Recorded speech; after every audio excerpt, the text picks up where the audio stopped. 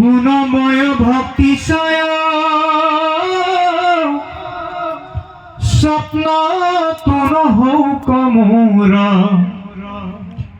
এহি মানে করু পার থন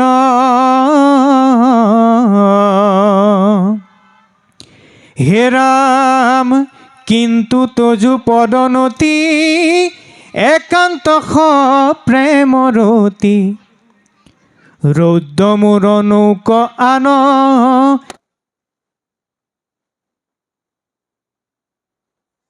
যার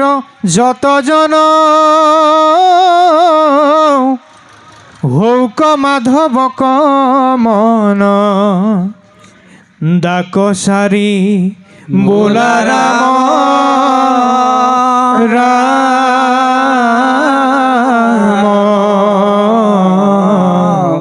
হরে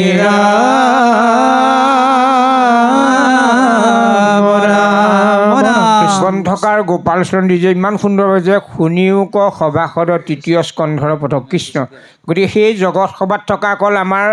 অসমীয়া মানুহখিনিকে আহ্বান জনোৱা নাই, গুৰুজনৰ সেই সমসাময়িক যিসকল গ্ৰন্থকাৰ আছিল তেওঁ সকলো জগত সভাত থকা সমস্তকে আহ্বান জনাই কৈছে যে শুনিও ক সভাসদৰ তৃতীয় স্কন্ধৰ পদ বুজিও ক ভক্তিৰ নিৰ্ণয়। এই ভক্তি নিৰ্ণয় কৰি থৈছে, আমি সগুণ ভক্তি কৰিম নে গুণময় ভক্তি কৰিম নে নিৰ্গুণ ভক্তি কৰিম, ইমান সুন্দৰভাৱে বনাইছে যে সগুণ ভকতি যত কৰি তাক পৰিহাৰ নিৰ্গুণক কৰিও আশ্ৰয়। গতিকে তজু গুণ নাম হৰি কেৱলে নিৰ্গুণ মাত্ৰ আওৰ সমস্ত গুণময় এতেকে জানিয়া হৰি তোমাৰ নামক মাত্ৰ কৰিলিহো সাৰক পায়। তুমি প্ৰভু নিৰ্গুণ গুণেৰসীমা নাই নিৰ্গুণ হোৱায় জীৱে সহি গুণ গাই হৰি মোৰ এদিন দয়াল। ভগৱন্তৰ নামৰ বাহিৰে তুমি তজুগুণ নাম হৰি ভগৱন্তৰ নামৰ বাহিৰে বাকীবোৰ সমস্ত গুণময় সংসাৰ। গতিকে সেইগুণে সগুণ ভকতি যত কৰিতাংক পৰিহাৰ নিৰ্গুণক কৰিও আছে ভগৱন্তৰ নামক আশ্ৰয় কৰিবলৈ কৈছে। দেখা কেন কৃপা কৰি চাওকচোন, জীৱক কল্যাণ সাধন কৰিবৰ কাৰণে আপুনি কহন্ত হৰি অনন্ত কোটি ব্ৰহ্মাণ্ডৰ অধিকাৰী ভগৱন্তই পুত্ৰৰূপে কপিলৰূপে জন্মগ্ৰহণ কৰি ভকতি বিস্তাৰ কৰিবৰ কাৰণে মাতৃক কোৱাৰ চলেৰে সমস্ত মানৱ কল্যাণ সাধনৰ কাৰণে কৈছে ভকতিক কৰি নানাত ভাগ। বিভিন্ন ধৰণে গুণময় ভক্তি যে 81বিধ ভাগ ভাগ কৰি ক'লে এতেকে নিৰ্গুণ ভক্তি ধৰিও ক দৃঢ় কৰি তেবে ঈশ্বৰক পাইবা লাগে। গতিকে আমি গুণময় ভক্তিৰ দ্বাৰা কেতিয়াও ভগৱন্তক পাব নোৱাৰোঁ, কেৱল মাত্ৰ ভগৱন্তৰ নিৰ্গুণ ভক্তিৰ দ্বাৰাহে ভগৱন্তক আমি পাব পাৰিম। নমো নমো দীনবন্ধু কৃষ্ণদেৱ কৃপা সিন্ধু তজু পাৱে পখিলো শৰণ। গতিকে নমস্কাৰ জনাই পেলাই তুমি অগতিৰ দিনক দুখিতক তাৰণ কৰোঁতা, তুমি কৃপাৰ সিন্ধু কৃপাৰ সাগৰ তুমি, গতিকে তোমাৰ চৰণত মই আশ্ৰিত হৈছোঁ গুণময় ভক্তিশয়। গতিকে এই গুণযুক্ত যিটো সগুণ যিটো ভক্তি মোৰ যাতে সপোনটোত মই যাতে নেদেখোঁ, মনেৰো যাতে কোনোদিন ভাৱনা নলওঁ, স্বপ্নটো নৌক মোৰ এহি মানে কৰোঁ প্ৰাৰ্থনা। সেইটোকে গ্ৰন্থকাৰে প্ৰাৰ্থনা কৰাৰ লগতে আমিও প্ৰাৰ্থনা কৰিব লাগিব। কিন্তু তজু পদেনতি, গতিকে তোমাৰ সেই চৰণ পদ্মৰ তলত যাতে মই এক কণিকা ঠাই পাওঁ, একান্ত সপ্ৰেমৰতি আত্মাতে যাতে মই পৰমাত্মাৰ চৰণ দৰ্শন পাওঁ, ৰৌক মূৰ নৌক আনকাম, যাতে সেই কথাটোৰ বাহিৰে মোৰ অন্য মনস্কামনা যাতে মনলৈ নাহে সাংসাৰিক ভাৱনা। সময় যাৰ যতজন হৌক মাধৱত মন ডাক চাৰি বোলা ৰাম। উচ্চস্বৰে ভগৱন্তৰ নাম ৰাম নাম ল'বলৈ আহ্বান জনাইছে। ইয়াৰ লগে লগে সেই বাপাই সমস্ত আমি সেই অনুষ্ঠান আৰম্ভ হোৱাৰ পৰা যেনেধৰণে শ্ৰদ্ধাৰ লাহন বাপৰ লগতে আমিও এইখিনি কথা আপোনাসৱৰ আগত আহি ব্যক্ত কৰিছিলোঁ, এইখিনি কৰোঁতে আমাৰ কায় বাক্য মনৰ নিশ্চয় অপৰাধ হৈ গৈছে সমস্তখিনি অপৰাধ আপোনাসৱে ভঞ্জন কৰিব গতিকে আমি আপোনাসৱৰ সেই পাখৰ পৰা আমি গৃহলৈ যাব লাগিব সেইখিনিকে আমি মিনতি জনাই আপোনাৰ অৱসৰৰ কোটি কোটি ঘূৰ অপৰাধন্তে কৰোঁ মই দুৰাশয় হে হৰিমুখ দাস হেন মানি ক্ষমিও ক কৃপাময় ক্ষমিও ক কৃপাময় নমো গুৰু শংকৰ মাধৱ কৃষ্ণ কৃষ্ণ পদ হে ৰাম বদতি কপিল হৰি সুনাম হাসতি একেবিধ মাত্ৰ পুনু নিৰ্গুণ ভকতি জ্ঞান কৰ্মে তীৰ্থে ব্ৰতে নকৰি আমন সুদৃঢ় বিশ্বাসে লৈও মুহূৰ্ত শৰণ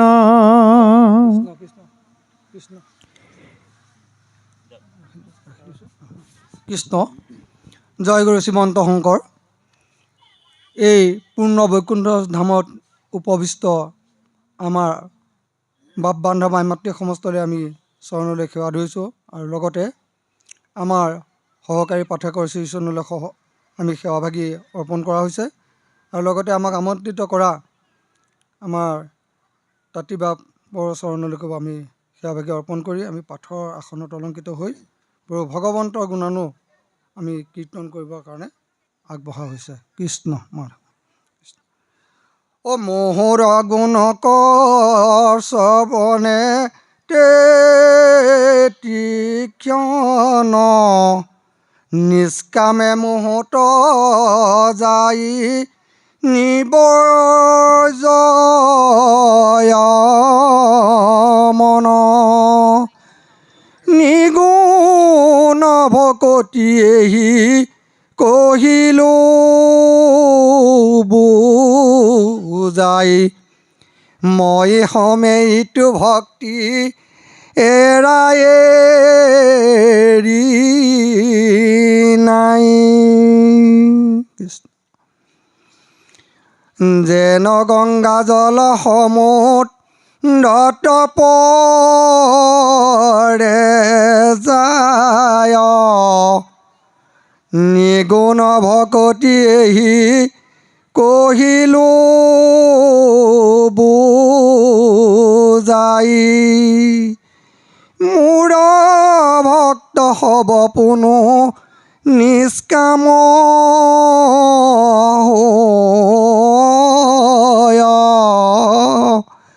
ই কথা নিশ্চয় মাও শুনিও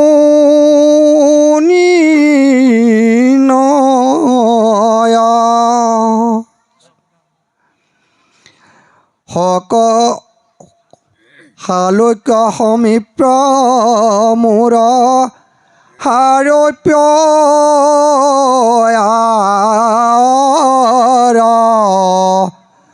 সাজুৰ্য সহিতে মুখ্য পাঞ্চৰিও চিকৰ মোৰ সেৱা বিনেয়াক কদাপি বৈষ্ণৱে মই যাচি দেওঁ যদি তথাপি নলয়ে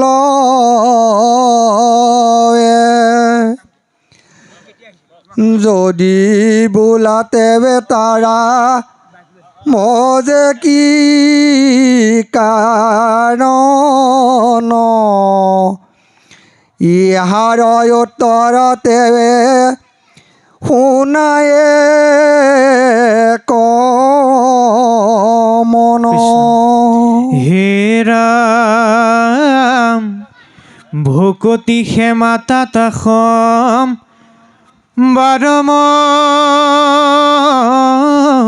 ফল তাত বিনে আন সবে দেখে নুখল হে ৰাম জনু বোলা ব্ৰহ্ম পাপ্ত্ৰী ফল কৰি কয় শুনি উক মাতৃ তেবে ইহাৰ নিৰ্ণয় হে ৰাম মুক্তি পুনু ভকতিৰ প্ৰাসংগিক মাত্ৰ ভকতি কৰন্তে মুকু তিৰহু পাত্ৰ হে ৰাম ভকতিৰ আগে মাও মুখ্য কোন হয় ভকতিয়ে মোক আতি অধীন কৰয় হে ৰাম আবেহি ভকতিৰ শুনিও ধন মোত সমপ্ৰিয়া কৰি বেকৰ মগন হে ৰাম ভকত প্ৰতিমা মোৰ দুই অধিষ্ঠান দুইকো পূজা দৰ্শনে কৰিবে আতি মান সমস্ত ভূততে মোক দেখিবে কমনে বিৰকত হুয়া সং কৰিব যতনে সমানত মৈত্ৰীয়ুত মত সতকাৰ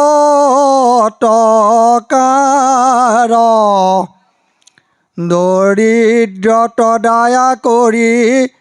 বেকবাৰম্বাৰ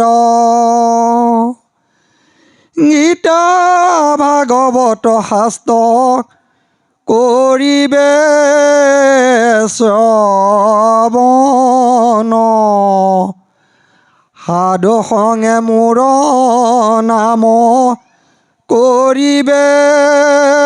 কীৰ্তন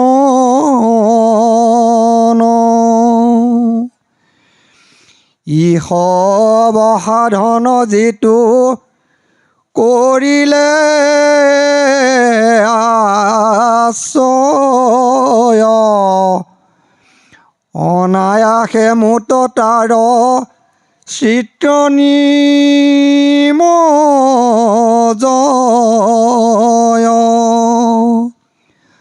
পুষ্পৰ সুজ্ঞান যেন প্ৰৱেশে নাশত এমতে যোগীৰ চিত্ৰ প্ৰৱেশে আত্মাত হে ৰাম সমস্তে ভূততে মই আছো সৰ্বক্ষণে মুহুক বৈজ্ঞাতি কৰে যি তুজনে হে ৰাম বেদ মন্ত্ৰে প্ৰতিমাত কৰয় অৰ্চন নাহি তাৰ ফল কিছু সবে বিৰম্বন হে ৰাম প্ৰাণিক উপেক্ষা কৰি পূজে মোৰ সমতি নোহে ফল কৰে যেন ভস্মত আহুতি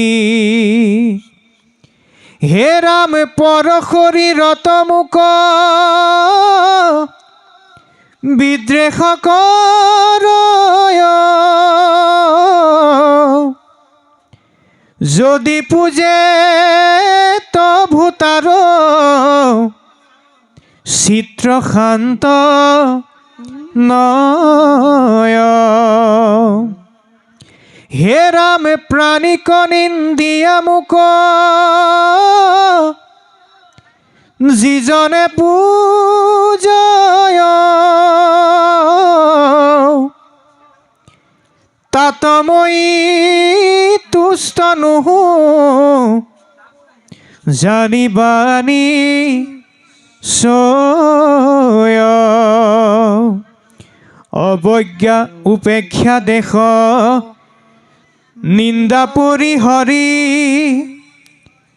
তেৱে মোক পুজিবেক